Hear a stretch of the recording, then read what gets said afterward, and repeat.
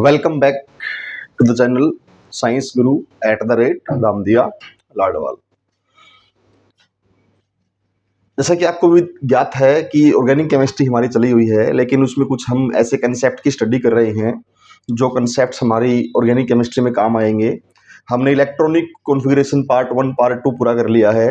आज का जो हमारा टॉपिक है दैट इज हाइब्रिडाइजेशन। हाइब्रिडाइजेशन को पार्ट 2 में करेंगे डिटेल से। पहला पार्ट 1 हम करेंगे हाइब्रिडाइजेशन के बारे में, और फिर इसके पार्ट 2 पे हम लोग जो है आएंगे। तो पार्ट वाइज हम लोग जो है हाइब्रिडाइजेशन को करेंगे।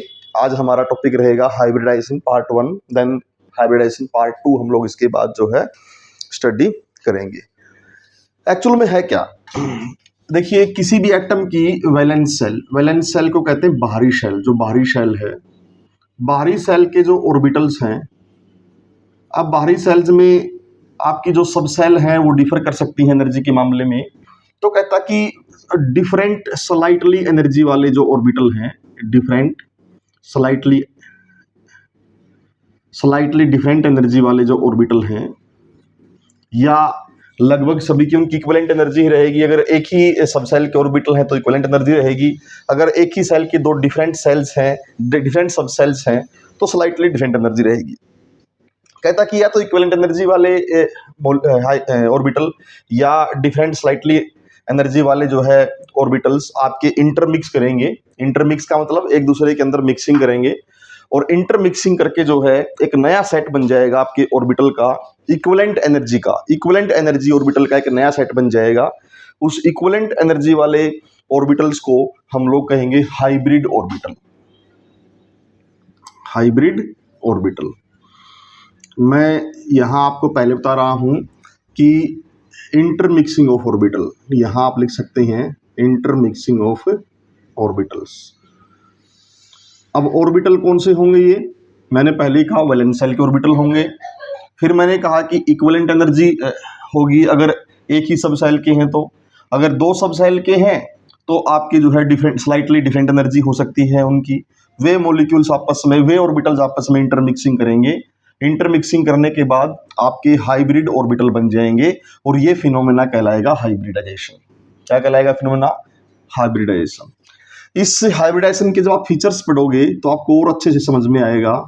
फीचर्स जब आप पढ़ोगे हाइब्रिडाइजेशन के, तब आपको जो है हाइब्रिडाइजेशन के बारे में और अच्छे से समझ में जो है आएगा।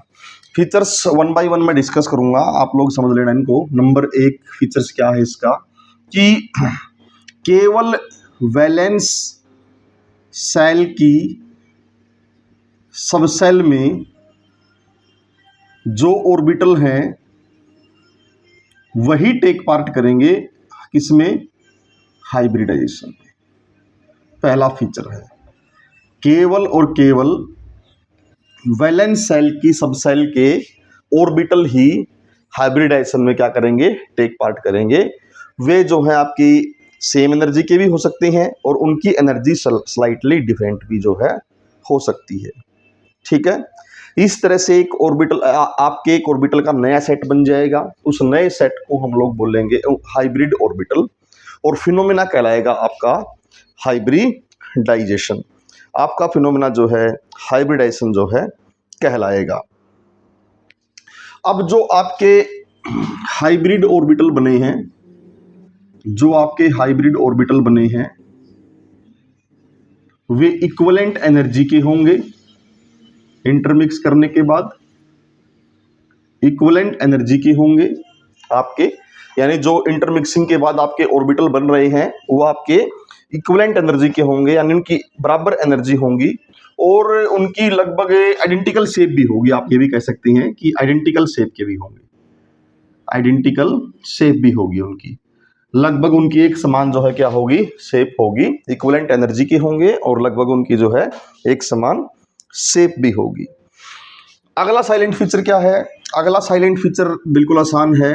जितने hybrid orbitals, number of orbitals जो टेक पार्ट करेंगे किसमें? हाइब्रिडाइजेशन में। टेक पार्ट करेंगे किसमें? हाइब्रिडाइजेशन में। उतने ही जो है आपके क्या बनेंगे? हाइब्रिड ऑर्बिटल बनेंगे। ऐसा नहीं है कि टेक पार्ट किया 4 ने और बन गए 5, या टेक पार्ट किया 5 ने और बन गए 4। जितने हाइब्रिड, जितने आपकी वैलेंस सेल के सब सेल के ऑर्बिटल हाइब्रिडेशन के अंदर टेक पार्ट करेंगे, उतने ही आपके नए हाइब्रिड ऑर्बिटल जो है बनेंगे। अगला साइलेंट फीचर ये है कि वैलेंस सब सेल के जो हाइब्रिड ऑर्बिटल हैं, जो हाइब्रिडाइजेशन के अंदर टेक पार्ट कर रहे हैं, मान लो जो हाइब्रिडाइजेशन के अंदर टेक पार्ट कर रहे हैं, वो आपके पेयर्ड भी हो सकते हैं और अनपेयर्ड भी हो सकते हैं। जरूरी नहीं है कि केवल अनपेयर्ड ऑर्बिटल ही हाइब्रिडाइजेशन के अंदर जाएंगे या पेयर्ड इलेक्ट्रॉन ही हाइब्रिडाइजेशन के अंदर जाएंगे। जो हाइब्रिडाइजेशन के अंदर जा रहे हैं वो आपके पेयर्ड ऑर्बिटल भी हो सकते हैं और आपके अनपेयर्ड ऑर्बिटल भी हो सकते हैं। और एक्साइटेड स्टेट भी जरूरी नहीं है। जरूरी नहीं है कि excited, after the excited state ही आपके जो है ऑर्बिटल हाइब्रिडाइजेशन के अंदर जाएं। विदाउट एक्साइटेड स्टेट भी आपके ऑर्बिटल हाइब्रिडाइजेशन के अंदर जो है जा सकते हैं। जरूरी, ये एसेंशियल कंडीशन नहीं है कि आपके लोअर एनर्जी, लोअर सब सेल के ऑर्बिटल के इलेक्ट्रॉन आपके जो हैं एनर्जी के थ्रू उनको हम लोग जो है हायर एनर्जी सब सेल में पहुंचा के और फिर हाइब्रिडाइजेशन के अंदर लेके जाएं। That is non prior condition. ये कोई जो है एसेंशियल कंडीशन जो है नहीं है। ये बात ध्यान रखिए आप लोग। और विशेष बात यह है कि जो हाइब्रिड ऑर्बिटल होंगे आपके, वो जब बॉन्ड बनाएंगे हाइब्रिड ऑर्बिटल, वो जो बॉन्ड फॉर्म्ड करेंगे वो स्ट्रॉन्गर बॉन्ड होगा as compare to unhybrid orbital. Unhybrid orbital के द्वारा बनाए गए बॉन्ड से जो हाइब्रिड ऑर्बिटल आपके बॉन्ड बनाएंगे वो क्या होगा, स्ट्रॉन्ग होगा। क्योंकि हाइब्रिड ऑर्बिटल बनने के बाद जो है ओवरलैपिंग की एक्सटेंट बढ़ जाती है। इसके बारे में मैंने आपको पहले भी बताया था कि ओवरलैपिंग की एक्सटेंट जहां ज्यादा होगी वहीं जो है आपका स्टेबल बॉन्ड बनेगा। और वहां आपने देखा था कि सिग्मा और पाई 2 बॉन्ड बन रहे थे। तो हाइब्रिड ऑर्बिटल की ओवरलैपिंग के द्वारा सिग्मा बॉन्ड बन रहा था और अनहाइब्रिड ऑर्बिटल की ओवरलैपिंग के द्वारा पाई बॉन्ड बन रहा है। तो ओवरलैपिंग की एक्सटेंट किसमें हाई है, हाइब्रिड ऑर्बिटल में। क्यों? क्योंकि यहाँ end to end end head to head overlapping होती है और यहाँ आपकी साइड वाइज ओवरलैपिंग होती है।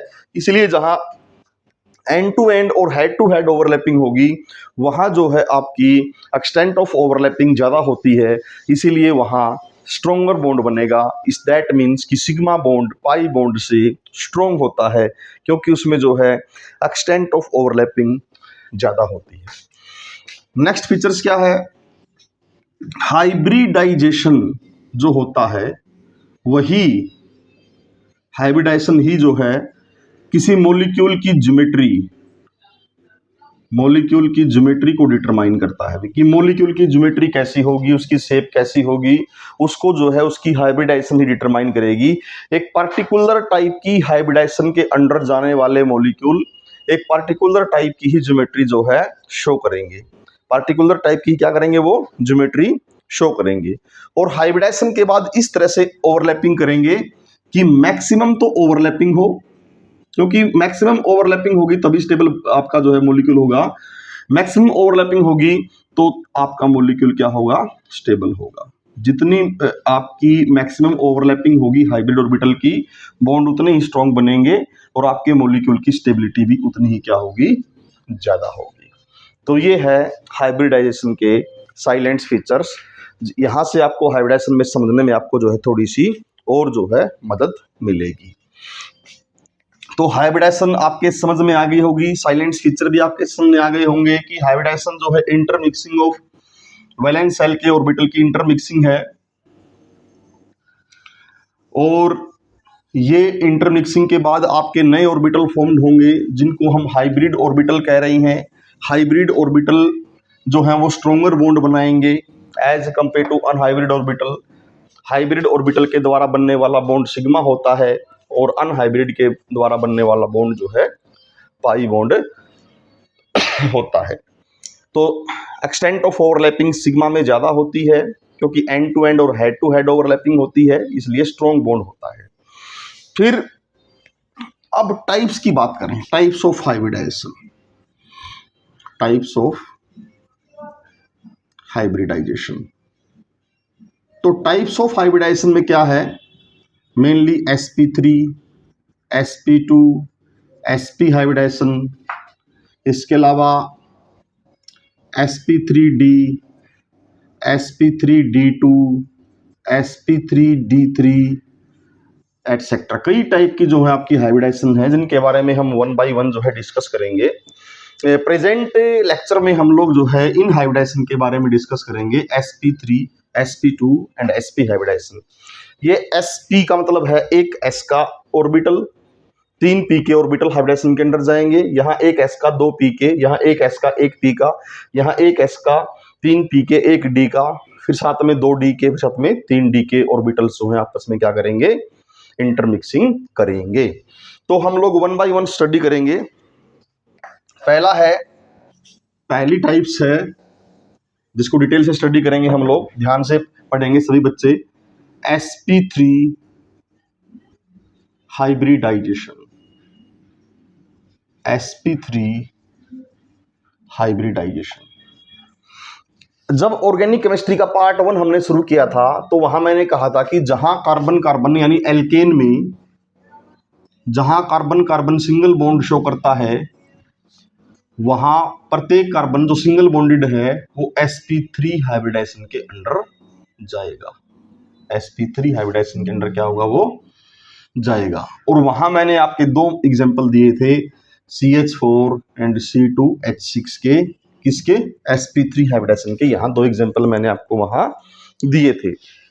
अब उन 2 एग्जांपलों को छोड़ के हम लोग आगे कुछ और एग्जांपल करेंगे जहां हाइब्रिडाइजेशन आपकी sp3 ही होगी। हाइब्रिडाइजेशन कौन सी होगी आपकी, sp3 ही आपकी हाइब्रिडाइजेशन जो है होगी। इसमें पहला एग्जांपल आज हम स्टडी करेंगे, number 1 NH3 molecule, ammonia molecule, और देखेंगे कि नाइट्रोजन जो है किस हाइब्रिडाइजेशन के अंडर जो है जाएगा।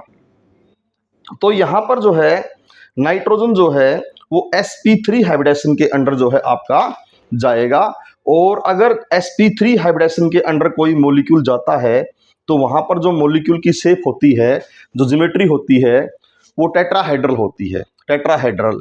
लेकिन कई बार लोन पेयर के कारण जो है ज्योमेट्री में थोड़ा सा डिफरेंस आ जाता है, तो वो भी हम लोग डिस्कस करेंगे। तो पहले हम अमोनिया मॉलिक्यूल्स की जो है, अमोनिया की जो है शेप के बारे में डिस्कस करेंगे, फिर देखेंगे नाइट्रोजन जो है किस तरह से sp3 हाइब्रिडाइजेशन के अंडर जो है जाता है। ठीक है, अब देखिए ammonia molecule, NH3 molecule, nitrogen. पहले हम इसकी इलेक्ट्रॉनिक कॉन्फ़िगरेशन लिखेंगे, इलेक्ट्रॉनिक कॉन्फ़िगरेशन हम इसकी जो है लिखेंगे।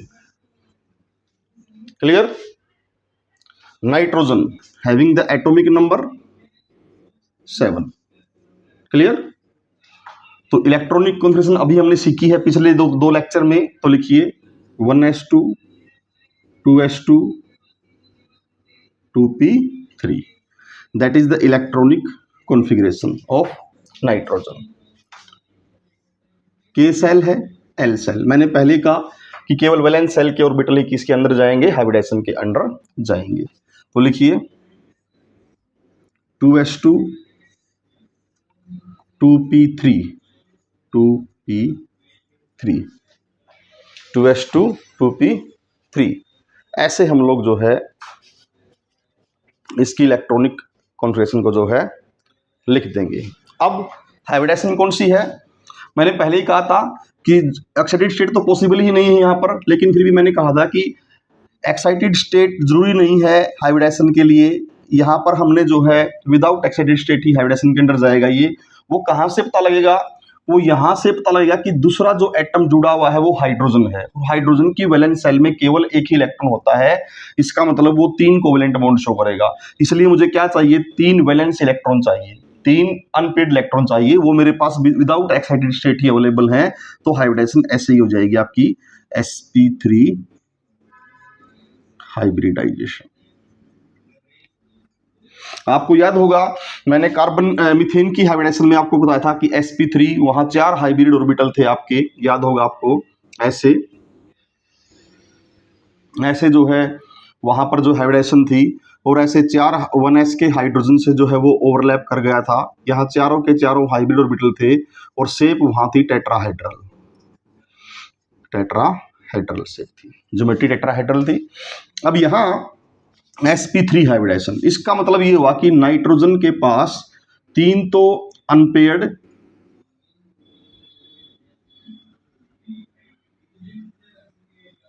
ऑर्बिटल है, हाइब्रिड ऑर्बिटल हाइब्रिडेशन के बाद में, और एक है पेयर्ड ऑर्बिटल। ये अनपेयर्ड ऑर्बिटल हाइड्रोजन के इलेक्ट्रॉन से 1s ऑर्बिटल से ओवरलैप कर जाएगा, ये भी ऐसे ही हाइड्रोजन के 1s से ओवरलैप कर जाएगा, ये भी ऐसे ही हाइड्रोजन के 1s से ओवरलैप कर जाएगा। इसका मतलब 3 क्या बन गए? Sigma bond. क्या बन गए? Sigma bond. एक नाइट्रोजन के पास क्या रह जाएगा? Lone pair. तो ज्योमेट्री टेट्राहेड्रल है, लेकिन एक लोन पेयर होने के कारण जो है थोड़ा सा शेप में जो है आपका बदलाव हो जाएगा और आपकी शेप बन जाएगी पिरामिडल शेप, पिरामिडल शेप। क्योंकि वेस्पर थ्योरी के अकॉर्डिंग जो है जो रिपल्सन फोर्स है वो सबसे अधिक लगेगा लोन पेयर में, फिर उससे कम लगेगा लोन पेयर बॉन्ड पेयर में, और उससे कम लगेगा बॉन्ड पेयर में। तो यहाँ पर लोन पेयर है, रिपल्सिव फोर्स थोड़ा अधिक लगेगा लोन पेयर बॉन्ड पेयर में, इसलिए ये जो है आपके बॉन्ड जो है ये नजदीक आ जाएंगे थोड़े से, इसलिए आपकी शेप जो है वो पिरामिडल शेप यहाँ पर जो है बन जाएगी, पिरामिडल शेप आपकी जो है फॉर्म्ड हो जाएगी। तो आप लोगों ने ध्यान क्या रखना है कि जब हाइब्रिडाइजेशन तो sp3 हो, sp3 हाइब्रिडाइजेशन हो और आपका एक लोन पेयर बच जाए तो उस केस में आपकी शेप बन जाएगी पिरामिडल शेप। हाइब्रिडाइजेशन sp3 है ये, क्लियर। सेकंड एग्जांपल भी लूंगा इसमें मैं, इसी में sp3 में ही 2 एग्जांपल हम पहले ही कर चुके हैं। सेकंड एग्जांपल ले लेते हैं H2O मॉलिक्यूल का, बड़ा सिंपल है। H2O मॉलिक्यूल का एग्जांपल ले लेते हैं। H2O सेंट्रल एटम, इसमें ऑक्सीजन है, ऑक्सीजन का एटॉमिक नंबर कितना है? 8 है, तो इसकी इलेक्ट्रॉनिक कॉन्फ़िगरेशन इसी क्या होगी? That is 1s2 2s2 2p4, that is k shell l shell. l shell के इलेक्ट्रॉन ही हाइब्रिडेशन में टेक पार्ट करेंगे, सभी को पता है। तो ये है 2s2 और ये है 2p4,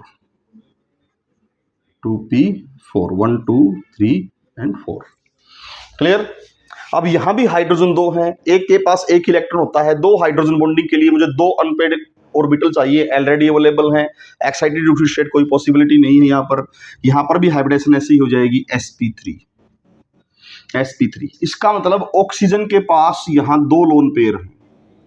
क्या है ऑक्सीजन के पास? यहाँ 2 लोन पेयर, ये रहे, एक ये लोन पेयर है, एक ये लोन पेयर है, ये hybrid orbital containing lone pair, clear. अब 2 है हाइब्रिड ऑर्बिटल 1 इलेक्ट्रॉन कैरी यानी अनपेयर्ड, ये दोनों हाइड्रोजन के 1s से ओवरलैप कर जाएंगे, हाइड्रोजन के 1s से जो है ये ओवरलैप कर जाएंगे, सिग्मा बॉन्ड। जहां sp3 हाइब्रिडेशन में आपकी जो है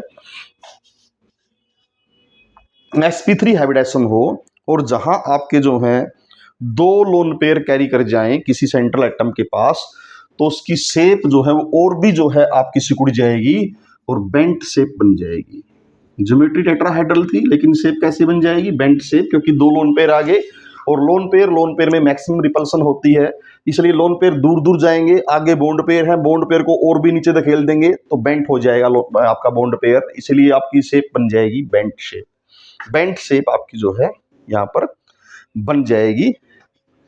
तो ये है sp3 हाइब्रिडेशन के बारे में। फिर है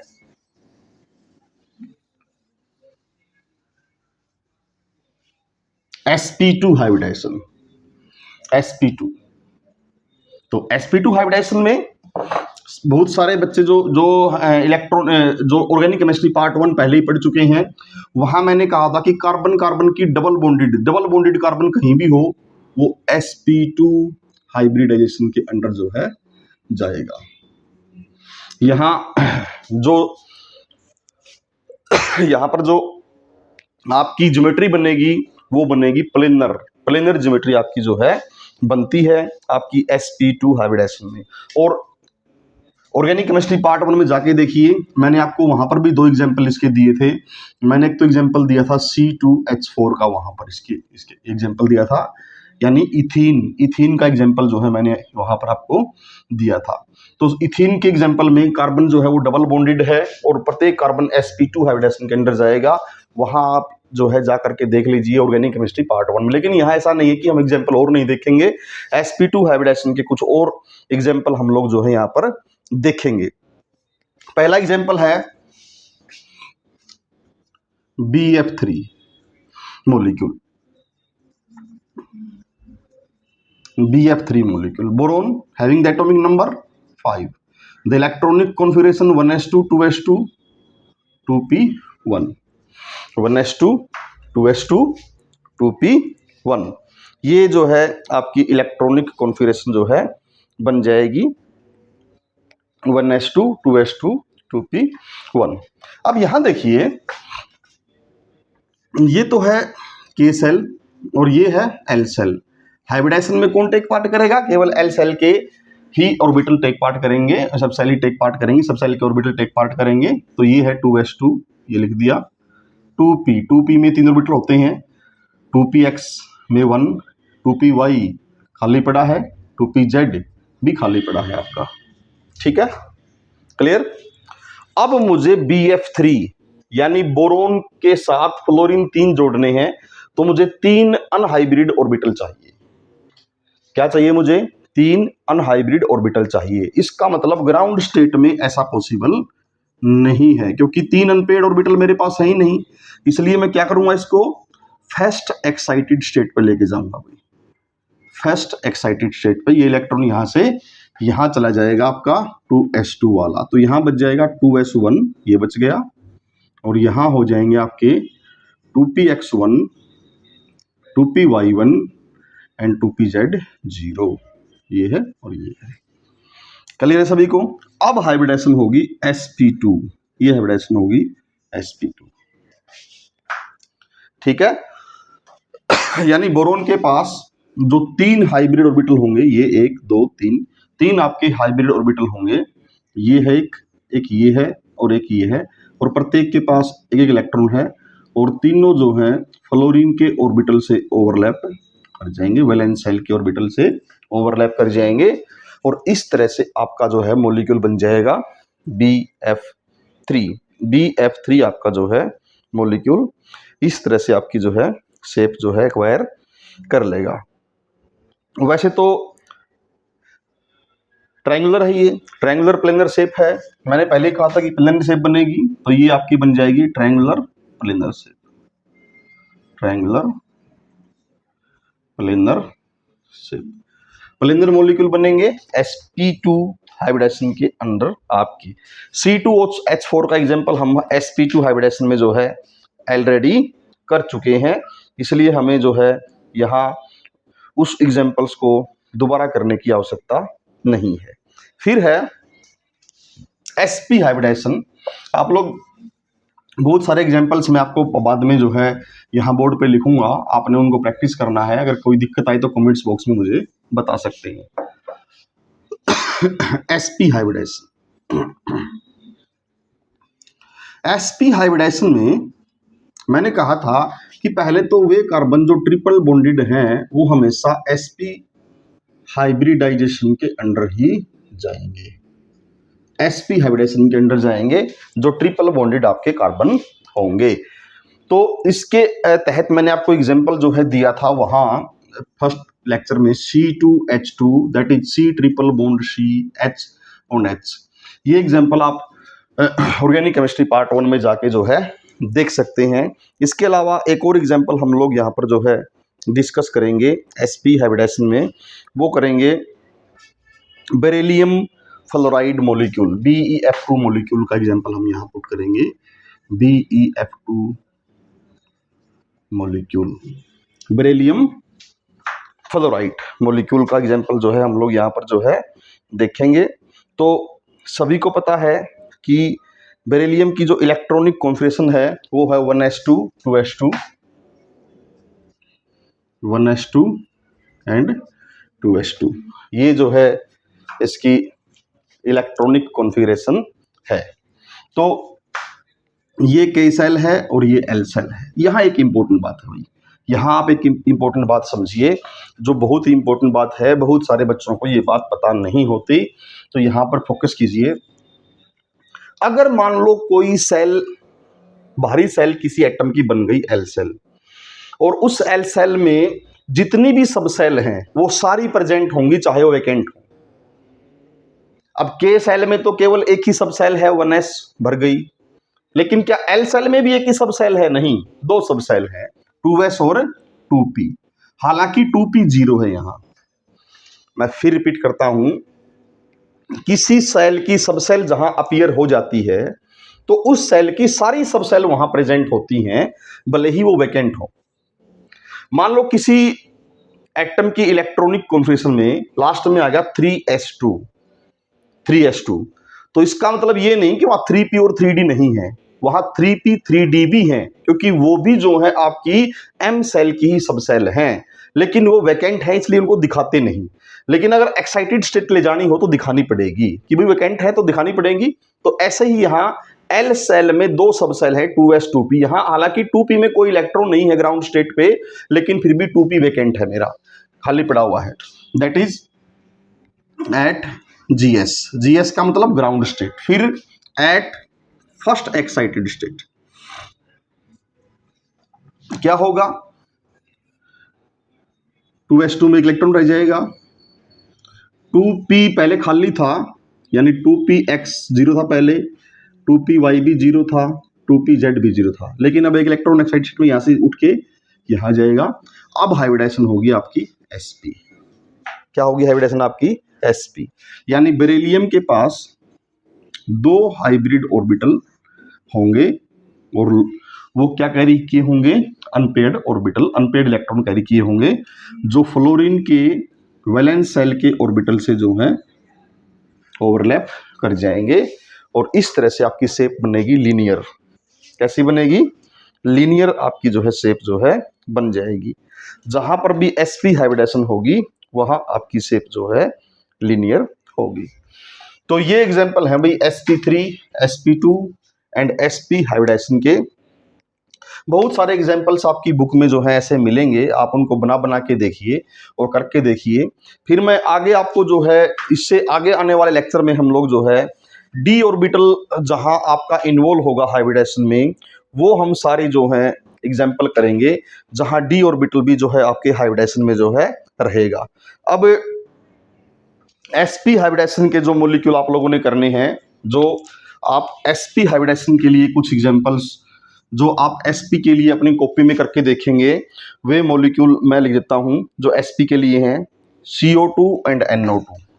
ये करके देखिएगा आप लोग, CO2 एंड NO2, ये दोनों मॉलिक्यूल आप बना के देखिए। sp हाइब्रिडेशन होगी इनमें, कार्बन सेंट्रल मेटल एटम पहले में, दूसरे में नाइट्रोजन है।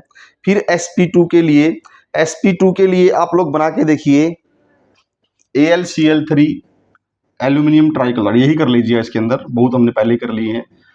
sp3 के अंदर आप कौन कौन से एग्जांपल्स जो है करके देखना चाहेंगे? NF3PH3 करके देख लीजिए, NF3PH3 और PCl3 आप इसके अंदर जो है करके देख सकते हैं sp3 हाइब्रिडेशन के अंडर जो है। तो आप लोग ये एग्जांपल्स जो है करके देखिए। अगर इन एग्जांपल्स में दिक्कत आती है तो मुझे कमेंट्स बॉक्स में बताइए कि सर नहीं हो पाए हमसे, मैं इनको जो है फिर बोर्ड पे एक्सप्लेन करूंगा। आगे हम पार्ट 2 में, हाइब्रिडेशन के पार्ट 2 में जो है हम लोग डिस्कस करेंगे कि किस तरह से d ऑर्बिटल भी जो है हाइब्रिडेशन में टेक पार्ट करता है, और उसके एग्जांपल जो हम लोग जो है डिस्कस करेंगे। तब तक आप लोग जो है ये एग्जांपल्स जो है अपनी कॉपी में कीजिए और मुझे बताइए कि ये एग्जांपल आपको अच्छे से समझ में आ रहे हैं या जो है नहीं आ रहे हैं। तो हाइब्रिडेशन का पार्ट 1 को हम यहीं पर ख़त्म करते हैं, और फिर पार्ट 2 पे हम लोग जो है आगे डिस्कस करेंगे। अगर आपको अच्छे समझ में आ रहा हो, अगर आपको वीडियो पसंद आ रहे हों, तो चैनल को लाइक व सब्सक्राइब करना मत भूलिए। Thank you.